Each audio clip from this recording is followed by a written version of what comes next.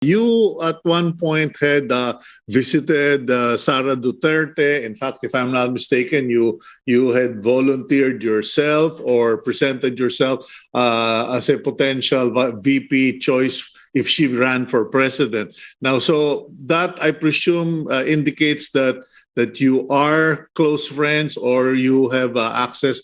Where do you think Sara Duterte will be, aside from being vice president? Do you see her taking an active cabinet position, and what would that be, or what should that be? I would recommend to her DepEd, Department of Education. Mm-hmm. Again, we go back to the mandate. She's given more than 60% of the votes. In terms of political capital, that's huge. That's a lot of political capital that she can use to reform our education system. Our education system needs reforming. We need to fix many, many things. And just to go back again, we came in last in the PISA results. We're last in many, many of the international results. And we cannot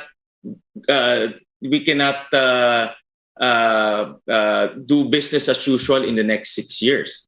Someone has to take charge and reform many of our processes and systems in order to improve our education system. So I would recommend to her the Department of Education. But of course, she's a mayor. She has a lot of experience as being a local government official. Mm-hmm. She can contribute in other departments, for example, DILG or the SWD, a portfolio that she can be effective because of her local government experience. We were talking about low-hanging fruits that the BBM administration should pick or pluck. What are these aside from tourism? I've recommended to him tourism because that's a gem that we haven't exploited in our country. And we need to do that by fixing infrastructure, fixing the delays. Delays are really causing a lot of problems for tourists and make it easier for tourists to move around our country. So, for example, places like Palawan, places like Cebu, improve connectivity. You don't need to pass through Metro Manila in order to go to Palawan. Encourage more airlines to fly straight to Palawan, straight to Bohol. We have new airports there. So, in short, this is what I recommended to him to jumpstart our economy, because tourism is actually one of the fastest way to invigorate the countryside, because money will go straight to the pockets of our people there.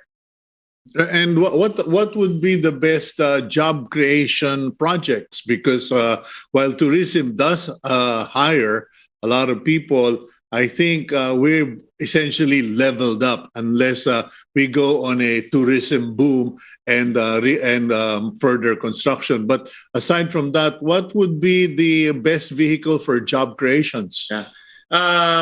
The BBM administration vowed to continue the BBB, the Build program. And as we all know, the last 6 years, the Build program has been highly successful in terms of, number one, building countryside infrastructure, and number two, creating jobs. It has created 6 million jobs in the last 6 years. So that's the multiplier effect of infrastructure is quite significant, and they've vowed to continue that. So that's another economic strategy that they will embark on in terms of creating jobs. Okay, I just got an unexpected message here. It's nice to know that our friends are watching. From my friend May, Senator Win, what about PPPs as an option for our infra projects, especially now that we have a huge fiscal gap? Yeah, I would recommend PPP also. Definitely, that's a very good question, because right now, because of our high debt levels, we need to pare it down for a bit.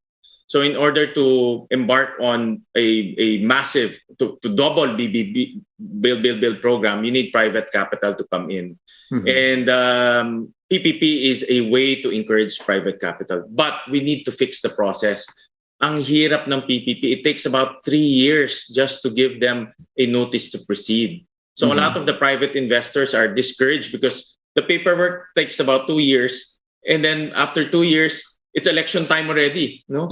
So we need to fix the process. In fact, I have a law to streamline PPP, public-private partnership, so that private capital can jumpstart right away.